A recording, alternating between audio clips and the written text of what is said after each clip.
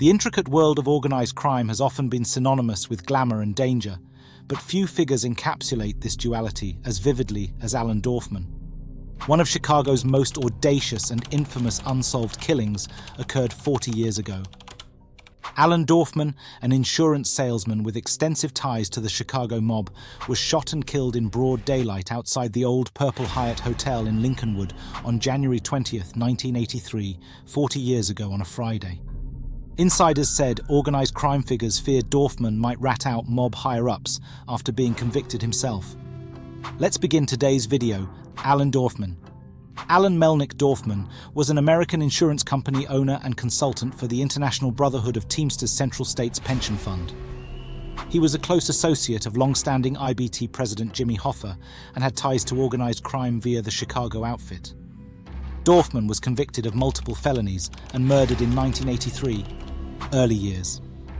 Alan Dorfman was born in 1923 in Chicago, Illinois, to a working-class Jewish family as the son or stepson of Paul J. Red Dorfman and Rose Rittman. He attended Marshall High School in Chicago. He was born Alan Dorfman, despite the fact that his mother had not yet married Dorfman. But as a teenager, he also went by Alan Melnick, which could have been his biological father's name. He enlisted in the U.S. Marines and earned a Silver Star at the Battle of Iwo Jima.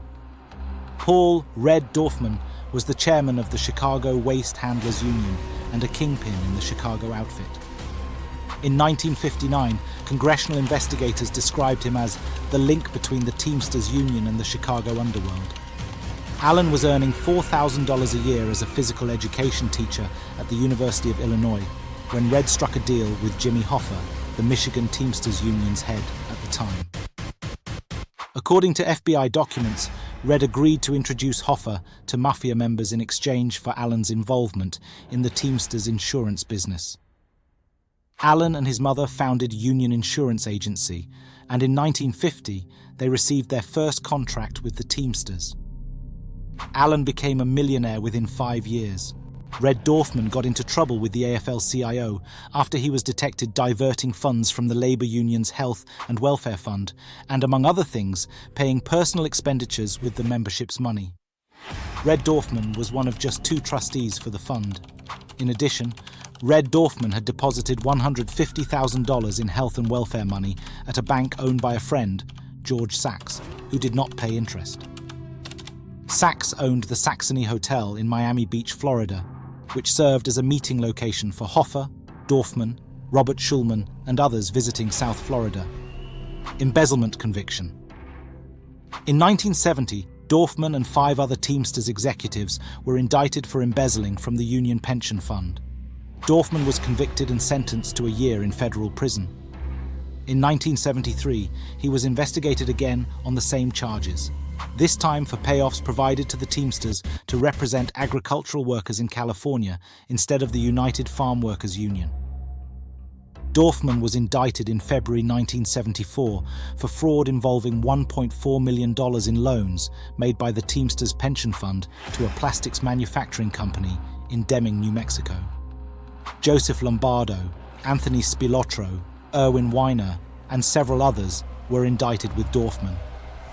Between 1959 and 1969, the Central States Pension Fund plan loans remained outstanding. However, in 1971, Erwin Weiner, a prominent bail bondsman, organized crime partner, and friend of Jack Ruby, purchased stock in the company and secured another $1.4 million loan from the fund, with only a $7,000 deposit. The government's case collapsed after their chief witness, Daniel Seifert, was killed in September 1974, and the defendants were either acquitted or dismissed from the indictments. Lombardo was convicted of Seifert's murder in 2007 as a result of Operation Family Secrets. By 1977, Dorfman had lost control of the Central States, Southeast, and Southwest Areas Pension Fund as a result of the Employee Retirement Income Security Act of 1974 and subsequent growth in outside control of the fund. Murder. In 1979, the Federal Bureau of Investigation initiated Operation Pendorf. The FBI put hidden microphones at Dorfman's insurance company office. In May 1981, a federal grand jury in Chicago indicted Dorfman and 4 others based on information gathered through wiretaps. Dorfman was convicted in December 1982, along with Teamsters president Roy Lee Williams and Chicago outfit enforcer Joseph Lombardo, of conspiring to bribe Howard Cannon, the Democratic senator from Nevada, to oppose deregulation of the over-the-road trucking industry. Alan Dorfman was murdered 3 days before his scheduled sentencing on January 23, 1983, in the parking lot outside the Lincolnwood Hyatt in Lincolnwood, Illinois.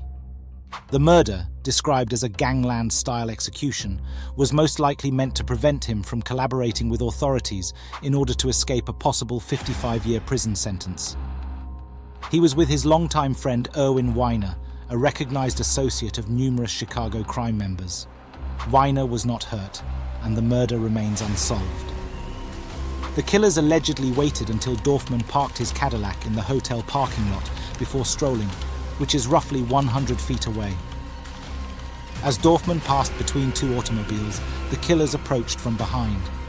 Dorfman was struck 7 times from close range. 8 bullet casings were discovered at the location. As law enforcement organizations continue to fight organized crime, the legacy of cases like Alan Dorfman's serves as an inspiration and a reminder of the problems that lie ahead. While the fight against such entrenched networks grows, each win puts society one step closer to eliminating these harmful effects. Finally, while the case is still unsolved, Dorfman's life and death have become well known in popular culture. In Martin Scorsese's 1995 film Casino, Alan King played a character named Andy Stone, who was based on Dorfman. Jake Hoffman played Dorfman, this time using the deceased crime figure's real name in the 2019 Scorsese movie The Irishman. So what are your thoughts about today's video? Don't forget to leave them all in the comments section below.